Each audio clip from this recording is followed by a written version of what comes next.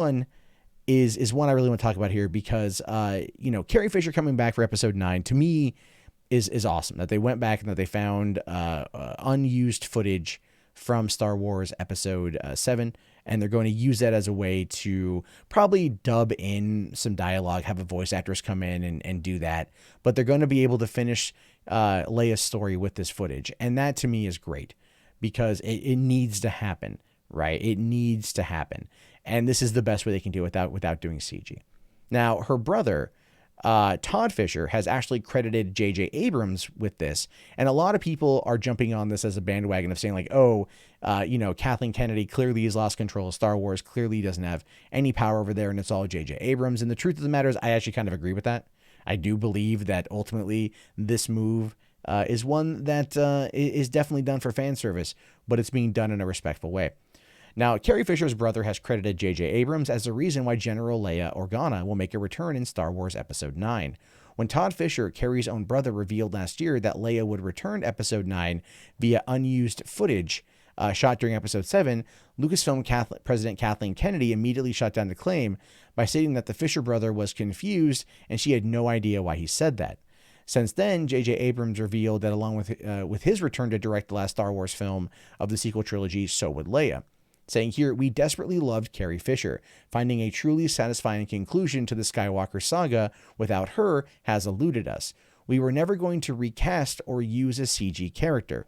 Now, what you have to kind of read between the lines on this one, okay? You have to really read between the lines on this. Now, when Carrie Fisher died in December 2016, and, right before, I think it was right after Rogue One came out, and then there was that question, holy shit, holy shit, holy shit. What's going to happen with episode 8? What's going to happen with episode 9? Are they going to sit there and do the CG? Everyone is thinking about Peter Cushing and how he looked in CG in regards to Rogue One. But then there was also the CG young Leia, which did not look very good, nowhere near as good as Peter Cushing's CG did. But what you have here is people that were at that moment in time, they were like, no CG, we're just going to ride around her at that time. And what I think happened here is Todd Fisher probably was talking with JJ. And this was also before Colin Trevorrow was out as the director, right? This is before Trevorrow was out, I believe. I could be wrong on my timeline, but I think that's the case. So before Trevorrow was out, or Trevorrow, sorry, I've been saying it wrong. Before Trevorrow was out, I think I think this is what they had maybe talked about. And then keep in mind, there was a lot of conflict between Trevorrow and Kathleen Kennedy, and the rumor has it that she shat all over what his outline was, and he didn't like it because of what Rian Johnson did to episode 8, basically throwing off everything that JJ Abrams had built from episode 7, and it left Trevorrow in this very kind of weird place. Never mind the Book of Henry kind of crashing and burning, it just kind of was this whole big clusterfuck. So as a result of that, they brought in JJ, and I think JJ was like, look, we know this is how we're gonna have to do it, and then just basically kind of took the reins. But I think at the time when Kathleen Kennedy made that comment, it wasn't really talked about yet. I guarantee you they had already had that discussion, but they probably were trying to figure out a way to write her in without writing her in. Right, or to write her out without it being a big deal. You know what I mean? Like an off-screen death or something along those lines. And I think Todd just made the comment, but now we see that, JJ Abrams has done the right thing in bringing her back through this particular footage. Now, he goes on to say here that Todd was ecstatic at the thought, seemingly forgetting Kennedy's previous comments from last year, and celebrated the director for allowing Leia to return, all while recusing most of the credit surrounding the return and granting it to Abrams, saying here, JJ Abrams really made this happen. If I was in any way an inspiration for the final decision to keep Leia part of the story, that's great. I must say at times I felt like a voice crying into the wilderness. Now that's heartbreaking, right? That's a little heartbreaking, isn't it? That's this guy.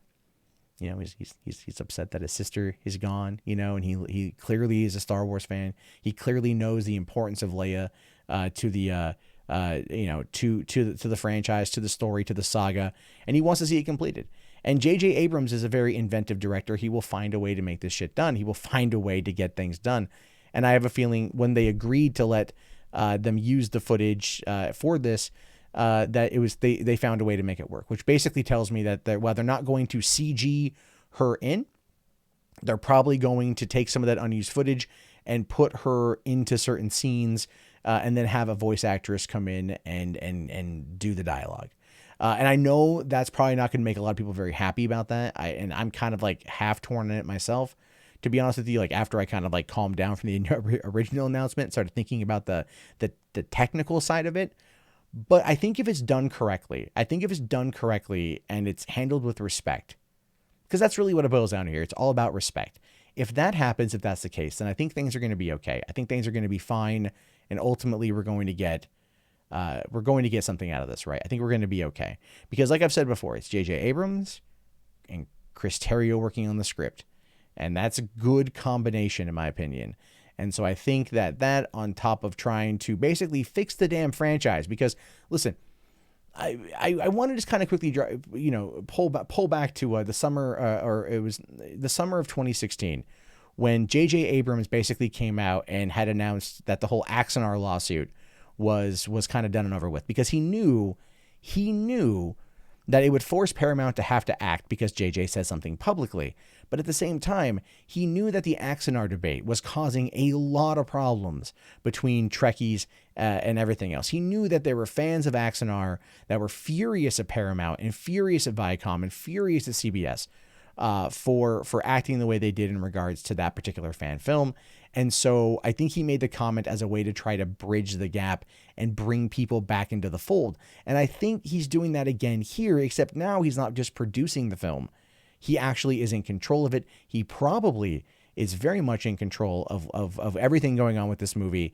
And given that, episode 7, $2.2 billion, I don't think Kathleen Kennedy has much going on. I think she's taking definitely a hands-off approach to this. And I think Todd Fisher knows that, and he's kind of like giving her a subtle middle finger. And you know what? He's giving her the middle finger for a lot of fans out there. And I think that's fine. I think that's absolutely okay. And as a result of that, I really want to see what's going to happen next. My approach to Star Wars going forward is, Last Jedi happened. We can't change it. It's never going to go away. All we can do now is treat it like Phantom Menace, where it comes up and there's like, hey, remember that one good scene of Phantom Menace? Yeah, there was that one good part. Okay, cool. Move on to the next thing. Right? There's that. That's how we have to look at episode 8 now. And then move towards episode 9, cautiously optimistic. At least that's my stance on it. You might think differently, and that's entirely fine.